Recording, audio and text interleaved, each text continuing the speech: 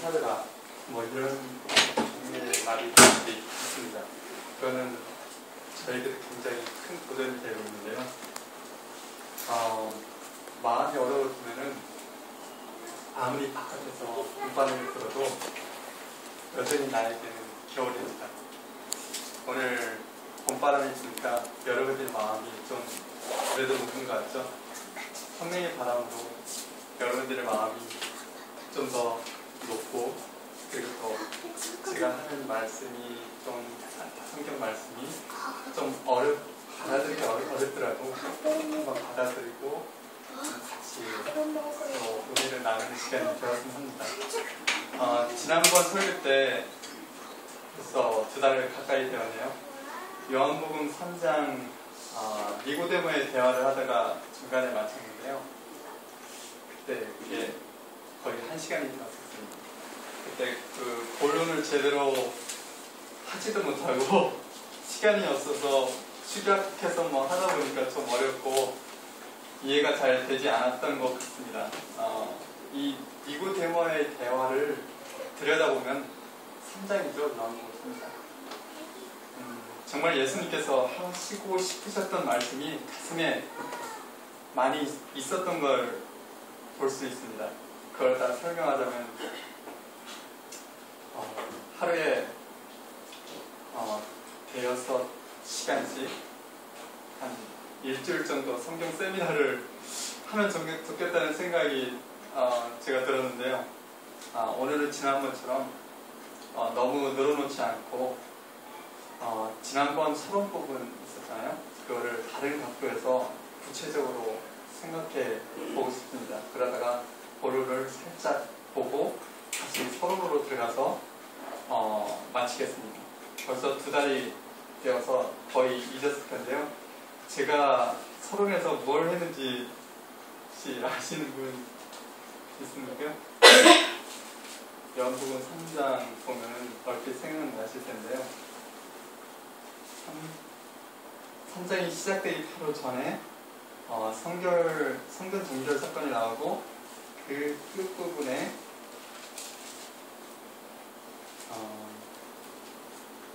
한번 볼까요? 2장 18절입니다. 성경 보면은 요한복음 2장 18절에 그 끝부분에 무슨 표적을 우리에게 보이겠느냐. 표적에 대해서 제가 그때 서론 부분에서 좀 길게 얘기했는데요. 2장 18절 읽으면요, 우리에게 무슨 표적을 보이겠느냐 하고 예수님께 표적을 요구하는 장면이 나옵니다. 자, 표적. 말이 좀 어렵습니다. 국어사전에 없는 말을 이렇게 한자를 이렇게 여기 따고 저기 따와서 만든 그런 혼용된 말이거든요. 영어로 해석을 하는 게 좀 더 쉬울 것 같습니다. 영어로 옆에 보니까요, miraculous sign, 미라클 기적이죠. 기적의 표현돼요. 그러니까 인간의 능력이나 지식, 방법으로는 도저히 안 되는 것들이 신의 섭리와 은혜와 도우심으로 우리 삶에 나타나게 되는 걸 말하겠죠. 한국말로 달리 표현하면 기적, 이적, 기사, 풀어서 좀 보면 기이한 행적, 불가사의한 현상, 이렇게 표현할 수 있을 것 같습니다. 표적을 구하는 것이 과연 좋지 않은 것인가요? 표적은 우리의 신앙에 나쁜 영향을 미치는 것인가요? 지난번 설교를 듣지 못한 분을 위해서 그리고 다시 상기하는 의미에서 표적이 무엇인데 그걸 요구하는 사람들을 보고 예수님이 기뻐하지 않으셨을까요? 지난번 다루지 않는 것인데 표적을 구하는 사람들에게 예수님이 질타하는 장면을 서러움서 여러 군데에서 볼 수가 있습니다. 조금 있다가 조금씩 구체적으로 보도록 하겠습니다. 표적을 구하는 것이 왜 나쁘다고 생각하십니까? 제가 결론부터 말하면 표적을 구하는 그 자체가 나쁜 것이 아니고 그 사람이 표적을 어떤 시각으로 바라보고 있었는지, 표적을 왜 구하고 있었는지, 그 동기와 그 사람의 삶의 자세에 관련된 문제를 예수님이 지적하고 계십니다. 좀 어렵습니까? 지난번 설교 기억이 잘 안 나셨을 텐데 그래도 이해하기 좀 어려울 수 있겠네요. 좀 쉽게 접근해 보겠습니다. 우리는 자주 우리의 삶에서 표적을 구하게 됩니다. 하나님께서 우리의 삶에 동행하시고 함께 거하신다는 표적, 그 놀라운 역사가 무엇인지 보기를 원합니다. 정말 간절할 때가 많습니다. 저는 사업을 합니다. 하나님의 놀라우신 역사가 제 사업장에 나타난다면 어때야 될까요? 한창 해야지 표적이 나타나는 것인가요?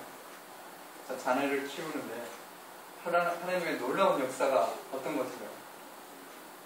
공부도 잘하고 좋은 대학도 가고 아주 잘 돼서 출세하면 되는 건가요? 요한복음은 이 질문에 대해 아주 근본적으로 써놓고 있습니다. 사람들이 자꾸만 표적을 구하고 예수님은 그에 반대되는 사상을 보여주고 있습니다. 여러분들은 표적을 보고 싶습니까? 요한복음 6장 30절입니다. 요한복음 6장 30절.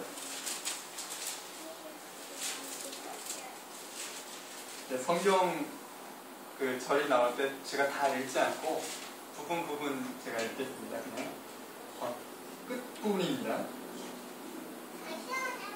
요한복음 6장 30절. 행하시는 표적이 무엇이니까? 사람들은 자꾸만 묻습니다. 예수님한테 물어본 거잖아요. 당신에게 나타난 표적이 무엇인가?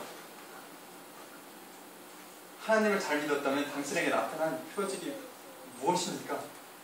여러분, 그런 질문을 받는다면 어떻게 대답을 하시겠습니까? 자, 그 질문을 굉장히 사복음서에서 많이 던져요, 사람들이. 요한복음 이제 3장을 저희가 오늘 할 텐데 2장 18절을 한번 돌아와 보겠습니다. 이렇게 뒤로 돌아오면요. 아까 표적을 구하는 그런 것들이 2장 후반부에 나왔죠.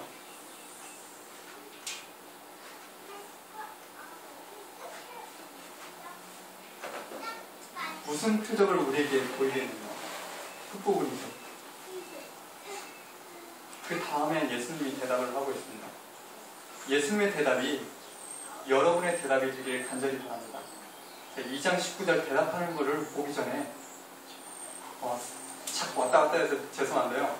이 전체가 그런 사장으로 연결되어 있습니다. 4장 48절을 보시는 게 더 좋을 것 같습니다.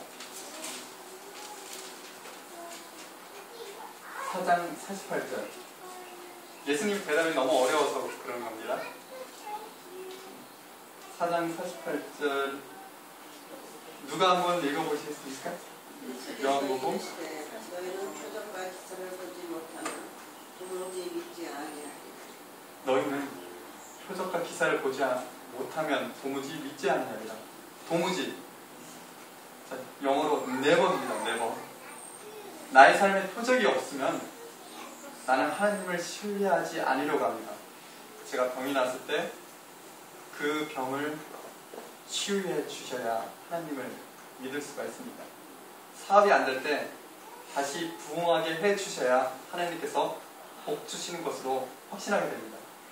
그래서 예수님은 우리의 연약한 마음을 아시고 4장 그쪽에 쭉 바로 다음 단절 한번 가볼까요? 50절쯤에 가면요. 예수께서 이르실 때 뭐라고 그러시죠? 가라, 내 아들이 살았다. 그 말씀하십니다. 너희들이 표적을 원하니 할 수 없구나 그러십니다. 예수님을 표적을 행하실 때 그걸 즐거이 행하셨나요? 아닙니다. 예수님의 진심은 다른 데 있었습니다. 표적과 기사가 나타나는 것은 하나님의 일, 하나님의 나라가 임하는 것과는 전혀 무관하다는 것입니다. 그럼에도 예수님은 왜 표적을 행하셨을까요? 성경을 보면은 참 안타까운 상황들이 많아요. 예수님의 마음을 적절히 표현하는 것도 많이 있고요. 표적을 행하기 전에. 그 상황이 안타까워서 표적을 행하십니다. 그냥 간과할 수 없기 때문입니다. 어떤 때는 교훈을 위해서도 이적을 행하십니다. 그런데 사람들은 자꾸만 내가 당신을 믿을 수 있도록 표적을 보여달라. 그렇게 끊임없이 요구하고 있습니다. 예수님께서 이것을 기뻐하셨나요? 오히려 가슴 아파했다는 것을 이 사복음서 전체에서 보게 됩니다. 예수님께서 왜 가슴 아파하실까요? 요한복음 4장 조금만 넘어가면요, 6장이 나옵니다. 6장은 어떤 사건이 나오는가요? 얼마나 안타까워하셨는지 한 번은 5,000명을 보리떡 5개 하고 6장이 그 내용이죠. 5개 물고기 2마리로 사람들 5,000명 먹이고 12바구니가 남았던 사건이 6장 전반부에 나오고요.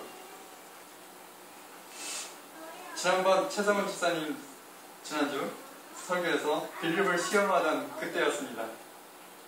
사람들에게 이렇게 다 먹이고 나니까 이거 후반부 22절 이후로 보면요, 그게 그 말입니다. 사람들이 굉장히 많이 몰려오는 그런 일들이 생깁니다. 그부터는 사람들이 얼마나 많이 오는지 예수님이 그렇습니다. 빵 때문에 나를 찾지 말고 진짜 생명이 되는 나를 찾으라. 그 얘기가 굉장히 많이 나와요. 사람들에게 얼마나 많이 호소를 하는지, 그게 6장 후반부 굉장히 많은 내용을 예수님께서 이렇게 돌려서 말하시고 저렇게 돌려서 말하시고 굉장히 많이 말씀하십니다. 그래서 사람들이 무슨 말인지 못 알아듣습니다. 예수님이 답답해하십니다. 그래서 끝내 예수님께서 엄청난 말들을 하시는데요. 내가 진짜 하늘의 빵이니까 내 살을 뜯어먹고 내 피를 마셔라. 이런 말씀을 하십니다. 그러니까 사람들이 아니고 제자였어요. 엄밀히 말해서는 그냥 뜨내기로 오는 사람들이 아니고 제자가 되고 싶어서 진짜 모든 것들을 다 팽개치고 따라온 사람들이었어요. 제자들이었는데요.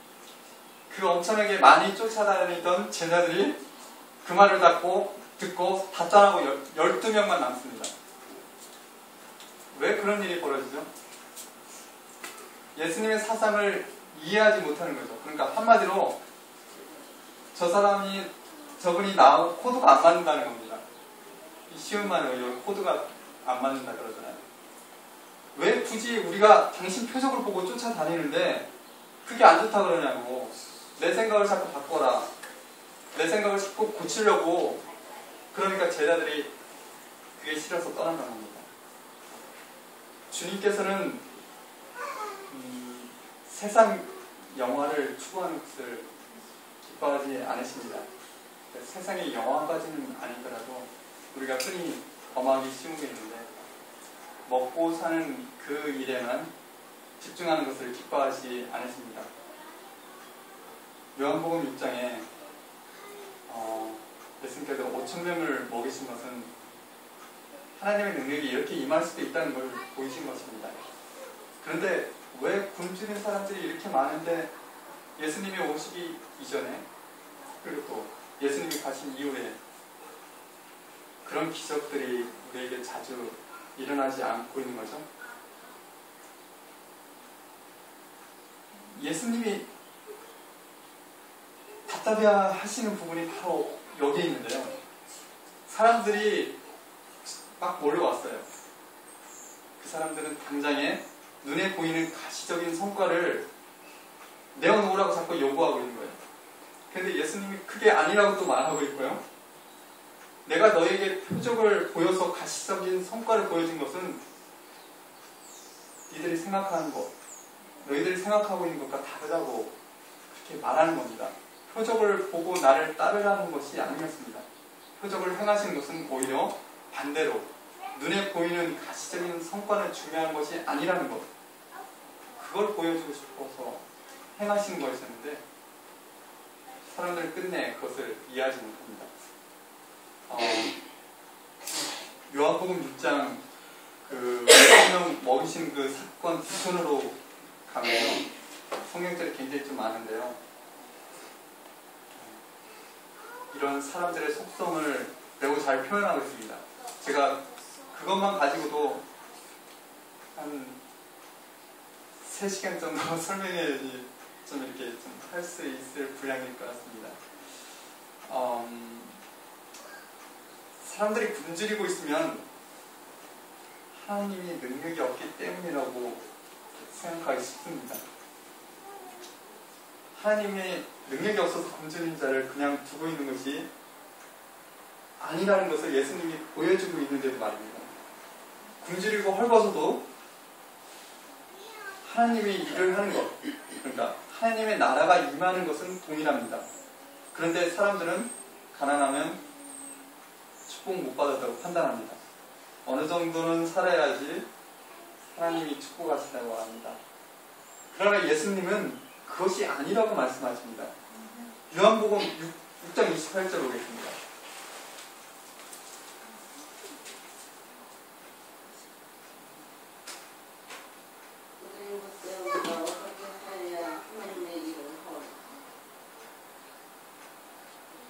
그래요. 어떻게 하나님의 일을 하는 건가요?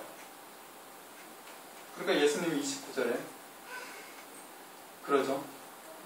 그 말이 즉 나를 믿는 것, 그러니까 즉 내가 하는 일을 본받아 하는 것이 하나님의 일이라고 이렇게 말씀하십니다.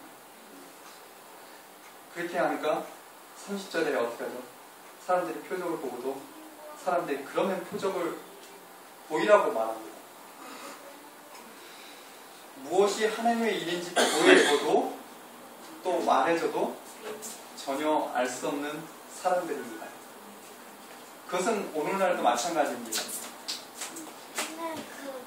우리도 똑같이 하나님의 일을 행동하고 있고 또 말해줘도 믿지 않고 표적을 요구하게 됩니다. 우리가 병들었을 때, 재정적으로 괴로울 때, 우리 심령이 나락으로 떨어졌을 때, 그때가 오히려 하나님의 나라가 임하기 쉽게 됩니다. 예수님을 모본으로 삼고 따르는 것, 즉 하나님의 일을 하기는 그런 때일수록 쉬워지게 됩니다. 예수님은 표적을 보이고 싶어하지 않으십니다. 단지 여러분들이 가여워서 표적이 나타나게 되는 것입니다. 여러분들에게 어떤 표적이 나타나고 있습니까? 사람들이 여러분께 이렇게 묻는다면 이제 어떻게 대답하실 겁니까? 당신의 삶에서 하나님의 표적이 어떻게 나타났습니까? 하나님을 잘 믿었다면 당신에게 나타난 표적이 무엇입니까? 예수님이 대답하시죠. 예수님의 대답이 여러분의 대답이 되길 바랍니다. 아까 2장 19절 볼까 하다가 4장으로 넘어갔었는데 2장 19절 예수님의 대답 한번 보겠습니다. 그 질문을 받았을 때 예수님은 이렇게 대답하신 겁니다. 2장 19절 누가 읽어보시겠습니까? 예수께서 대사하여 너희가 이 성전을 헐라 내가 사망의 이루시리라. 진짜 표적은 이것이라고 말씀하십니다. 무슨 뜻입니까? 네. 약간 어려울 수도 있는데 똑같은 취지로 여러 번 이런 장면이 나옵니다. 또 하나 보겠습니다. 마태복음 좀 멀리 갔어요. 마태복음 12장 38절입니다.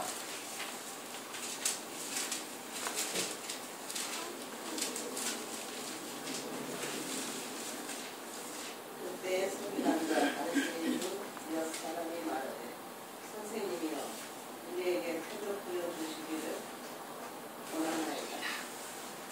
예수님이 뭐라고 대답하시죠?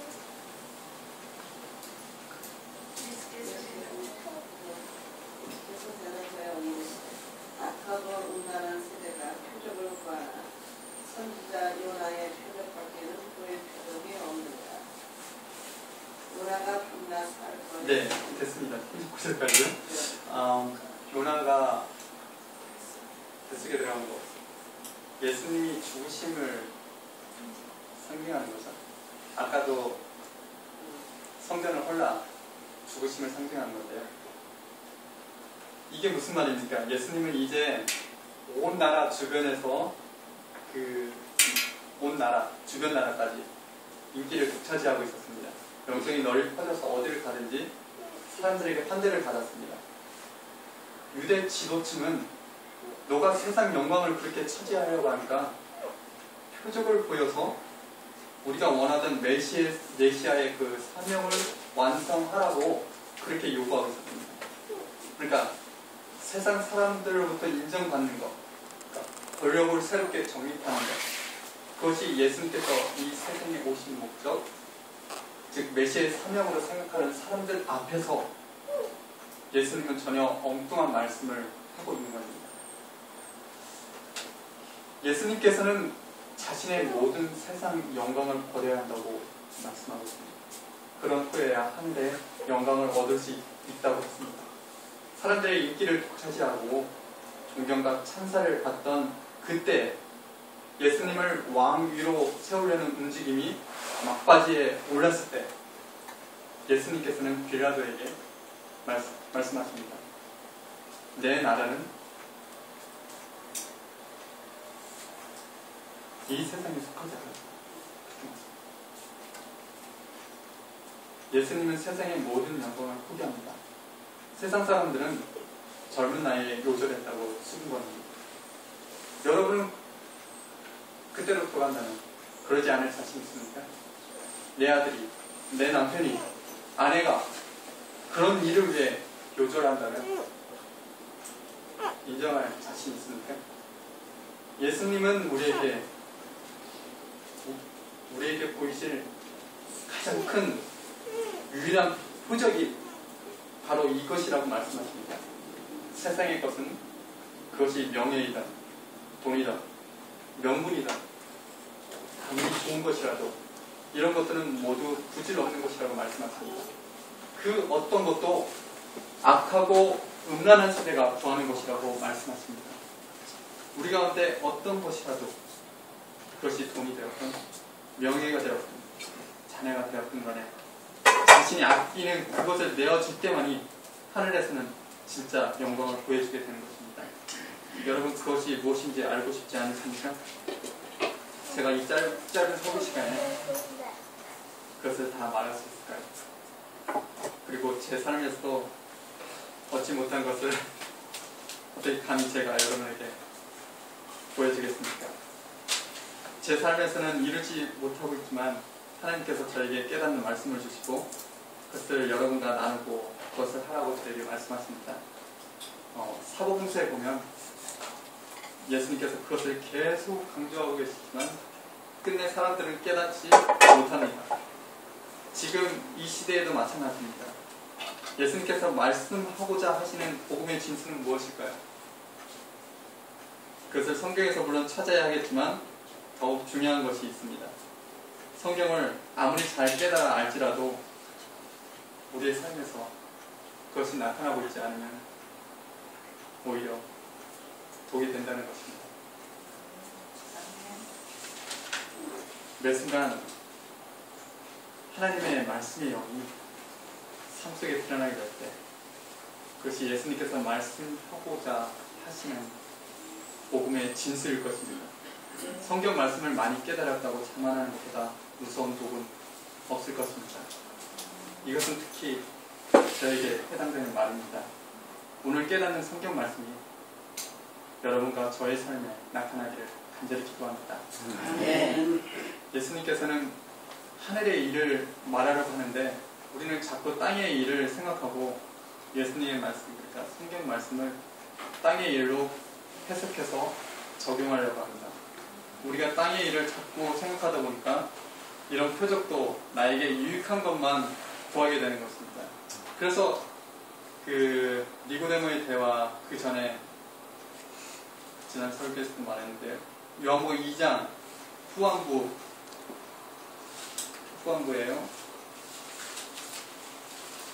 그런 말씀들이 쭉 나와도 23절, 24절, 25절 다 읽지는 않겠습니다. 예수님이 그런 것을 구하는 사람들을 기뻐하지 않으신다고 말씀하십니다. 그 다음에 바로 니고데모가 오면서 표적을 언급합니다. 예수님을 만나자마자. 니고데모도 그런 땅의 것을 구하던 사람 중에 하나였습니다. 표적을 구하던 악하고 음란한 세대 중에 한 명. 바로 저와 여러분일 수도 있습니다. 그럴지라도 저와 여러분은 니고데모처럼 예수님께 나아가야 합니다. 그럼 예수님께서 말씀하십니다. 우리 본론으로 살짝만 들어갔다가 다시 나가겠습니다. 3장 6절입니다. 그럼 보면 3장 6절에 6으로 난 것은 6 그런 말이 나오죠. 우리는 세상에 속하였기에 어쨌든 생각을 세상적으로 하게 됩니다. 6에 속했기 때문에 영적인 생각을 하는 것은 원칙적으로 불가능한 일입니다. 니고데모가 묻습니다. 6인데 어찌 영적으로 되라는 겁니까? 그건 100번을 다시 태어나도 되겠습니까? 다 큰 사람이 또 엄마 뱃속에 들어갈 수 있겠습니까? 9절에 보세요. 니고데모가 대답하여 이르되 어찌 그러한 일이 있을 수 있나이까? 예수님께서는 니고데모의 답답함을 알고 계십니다. 예수님께서는 저와 여러분의 답답함과 연약함을 알고 계십니다. 쉽게 좌절하고 화내고 짜증내고 넘어지는 우리의 연약함을 알고 계십니다. 이 땅에 속했으므로 세상인에 익숙하고 세상인에 젖어 살 수밖에 없는 우리의 약함을 알고 계십니다. 성경을 읽으면 마치 우리가 영의 사람이고 영적으로 거듭난 사람이라는 그런 착각에 쉽게 빠지는 그 니고데모, 그리고 저, 그리고 여러분을 아주 잘 알고 계십니다. 12절입니다.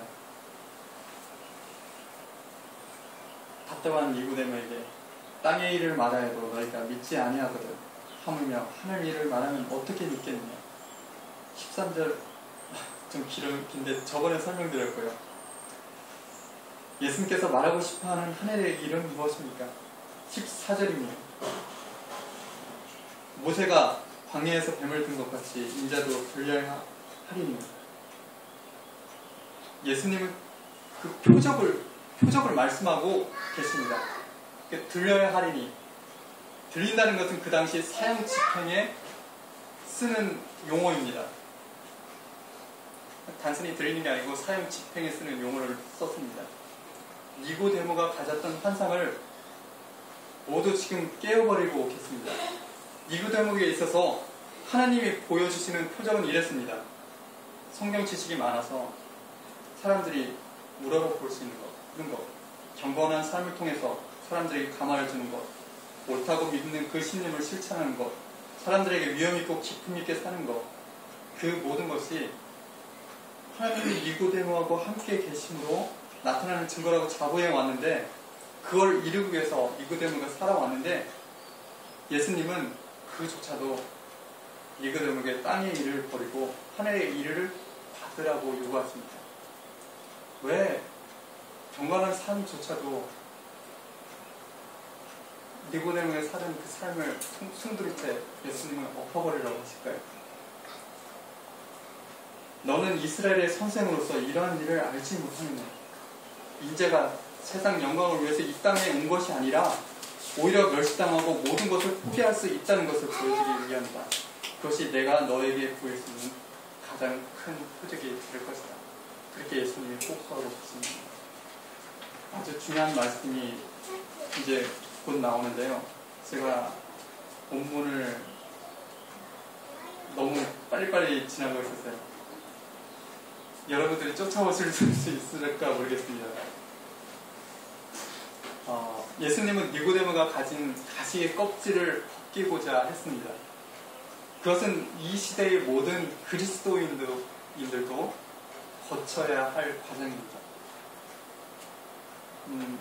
예수님께서 죽으신다는 개념이 니고데모에게 어떻게 보여졌을까요?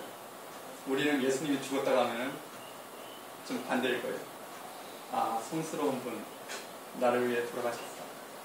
세상 죄를 지고 우리를 위해 가셨어 하면서 감동할 수 있습니다. 이렇게 수만 문도 더 들어서 머리에 아주 각인이 되어 있으니까요. 14절에 그렇게 충격적인 이야기를 하는데도 우리는 무덤덤하게 했습니다. 니고데모는 우리와 완전히 다르게 받아들이고 있습니다. 니고데모에게 필요한 말씀을 하고 계십니다. 그건 제자들도 마찬가지인데요. 니고데모는 14절 예수님이 이렇게 말씀하실 때 오히려 우리하고는 다른 생각을 합니다. 이건 무슨 뚱딴이 같은 얘기냐? 이 사람이 미쳤나? 속으로 생각했을 것입니다. 그건 마치 잘 나가던 세상적으로 보면 사업체 사장이 재산을 다 몽땅 사회에 털어놓고 어디론가 떠난다는 이야기보다 엄청나게 더 황당한 이야기일 수 있습니다. 그러니까 너 뭐 때문에 그런 생각을 하나? 죽는다고 세상이 구원을 받는다니? 지금 예수님이 하는 거 저변에 더 확대를 하고 지도층까지 인정을 받는 게 더 중요하다고 여기던 그런 니고데모입니다. 그러니까 예수님께서 그 유명하신 성경절을 말씀하십니다. 요한복음 3장 16절입니다. 하나님이 세상을 이처럼 사랑하사 독생자를 주셨으니 이는 그를 믿는 자마다 멸망치 않고 영생을 얻게 하려 하신다. 예수님께서 니고데모에게 호소하시는 말씀은 무엇입니까? 과연 무엇을 호소하고 계실까요? 지금 이 순간 예수님이 여러분 앞에 계신다면 여러분에게 무엇을 호소하고 계실까요? 니고데모에게 호소한 것과 동일한 내용일 것입니다. 다만 십자가에서의 죽음은 너무 진부한 이야기이므로 여러분의 삶에 직접적인 연관을 짓는 그 일을 말씀하실 것입니다. 니고데모처럼 여러분이 예수님과 단둘이서 이렇게 만날 기회가 하루 저녁 있다면 예수님은 어떤 말씀을 하실까요? 또 여러분의 질문은 무엇일까요? 각 사람마다 크고 작은 사연들이 있겠지만 결국 예수님께서 여러분들에게 호소하시는 말씀은 같은 맥락일 것입니다. 니고데모의 대화에서 예수님은 난 이런 사람이야. 나를 본받아. 이를 이렇게 뽐내려고 하시는 게 아닙니다. 제가 시간이 너무 가고 있어서 깊이 들어가지 못하고 오늘 표적에 관한 그 주제니까 이것만 하고 그럼 마치도록 하겠는데요. 니고데모는 예수님이 하늘로서 오신 이로 믿고 싶어서 예수님이 행하신 여러 표적들을 그 서두에 인사말로 언급을 했습니다. 그런데 예수님은 그것이 표적이 아니라고 하십니다. 그런 것들은 나를 대단한 사람으로 만들고 있고 위대하게 만드는데 그건 예수님이 전혀 가치 없는 것이라고 하십니다. 진정 가치 있는 일은 그 모든 찬사와 영광을 내려놓을 수 있는 용기라고 니고데모에게 말씀하십니다. 그것이 예수님이 이 세상에서 보일 가장 큰 표적이 될 것이라고 강조하고 있습니다. 니고데모는 다른 바리새인들처럼 예수님의 이런 말씀이 이해가 되지 않았습니다. 왜 내가 이런 사람을 존중해야 합니까? 내가 가는 길과 정반대의 길입니다. 추구하는 것과 왜 이것이 세상을 구원하게 되는가? 제가 그 시간이 많이 갔지만 표적을 마무리해야 되겠죠?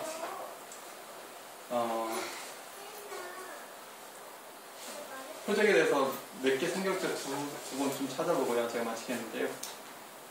니고데모와 같은 상류 사이에 살던 바리새인들, 서기관, 사두개인, 이런 사람들은 누굽니까? 이런 사람들이 질문하는 것들이 쭉 나오는데요. 신앙을 제대로 한다고 이렇게 자부하던 사람들입니다. 마태복음 16장 1절입니다. 아까는 12장 38절 봤죠? 이 부류들이 다 다른 사람들이 계속 나오고 있는데요. 이 지도층들인데 이런 사람들이 한결같이 예수님께 와서 요구하는 것이 있습니다. 마태복음 16장이죠.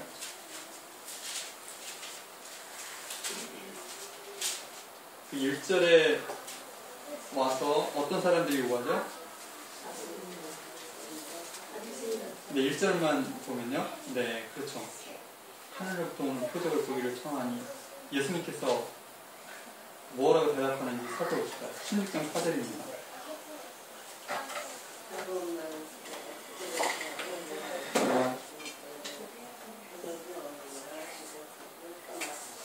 네. 이게 아까 서기관들을 물어볼 때도 이런 말 똑같이 말씀하셨습니다. 악하고 음란한 세대가 표적을 구하나. 왜 악할까요? 그렇게 물어보는 것이 음란합니까? 잘 이해가 되지 않습니다. 그렇게까지 예수님이 오버하지 않으셔도 되는데 듣는 사람 입장에서는 황당할 것입니다. 자, 하나 더 보면은 예수님의 심정을 아주 잘 묘사한 성경절이 있습니다. 마가복음인데요. 마가복음 8장 12절입니다.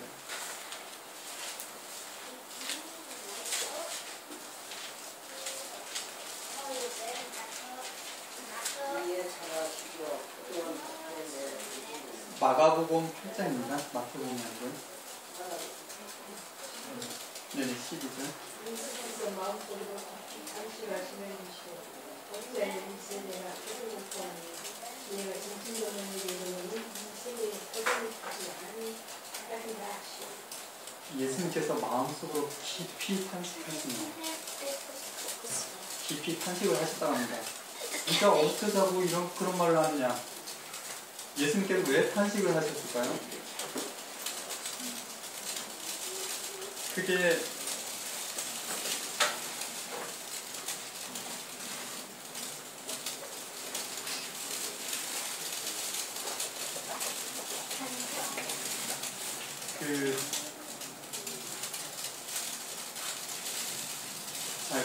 제가 이제 정리하겠습니다. 예수님이 보일 그 표적은 요나의 표적처럼 3일간 죽었다가 다시 살아나는 표적이라고 하십니다. 요나의 표적을 듣고 아까 보죠. 마태복음 12장 16장으로 돌아가겠습니다. 마태복음 16장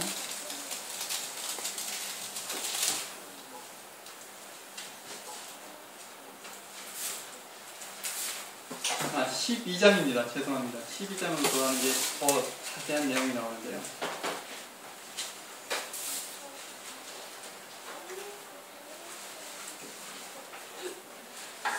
(41절에) 예수님께서 뭐라고 말씀하십니까? 예수님이 보일 표적은 요나의 표적처럼 3일간 죽었다가 다시 살아나는 표적이라고 하십니다. 그 요나의 표적을 듣고 회개했던 니느웨 사람들이 있었는데 그 말씀을 하고 계시죠. 너희는 인자의 표적을 보고도 지금 회개치 않는구나. 그러면서 42절에 보면요. 너희들은 그 악했던 니느웨 사람들보다 못하니까 그 사람들이 오히려 심판날에 너희들의 행동을 정죄한다고 하십니다. 42절, 43절 다 그런 내용입니다. 과연 이 신앙의 대가들이 뭘 잘못했던 것일까요? 뭘 믿지 않았다고 호되게 야단을 맞고 있는 걸까요? 보면은 예수님이 하나님의 아들인 것을 믿지 않았으니까 그러한 것은 분명합니다. 우리가 표면적으로는 그렇습니다. 그런데 이것 때문에 예수님께서 마음속으로 깊이 탄식을 하셨을까요? 저는 예수님이 그런 단순한 사실, 그러니까 감정적인 부분 때문에 탄식하지는 않았다고 봅니다. 좀 더 본질적인 부분이 있었다고 봅니다. 저와 여러분 모두 여기에 오신 모든 분들이 예수 그리스도를 개인의 구주로 영접하고 하나님의 아들임을 인정하고 계신 줄 믿습니다. 그렇다면 예수님께 우리는 바리새인들처럼 하나님의 아들임을 인정할 수 있는 그런 표적을 당연히 안 구하겠죠. 그러니까 바리새인들이 야단맞는 건 당연하고 나는 그 사람들보다 다른 신앙을 한다고 좀 위로도 받을 수도 있습니다. 그런데 가만히 보면 제 자신이 그래요.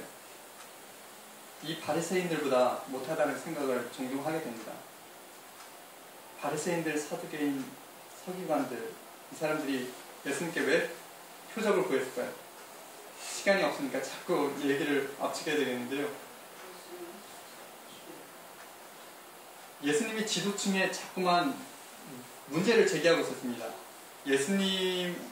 예수님을 받아들이고 싶었어요, 이 사람들이. 그렇지만은 예수님을 받아들인다면은 이 상류층, 지도층들이 포기해야 될 기득권, 그들의 손해가 너무 많았습니다. 그러니까 예수님을 하나님의 아들이라고 인정하는 순간 그들이 입을 사회적 손해, 그 손해는 사회적으로 너무나 많았습니다.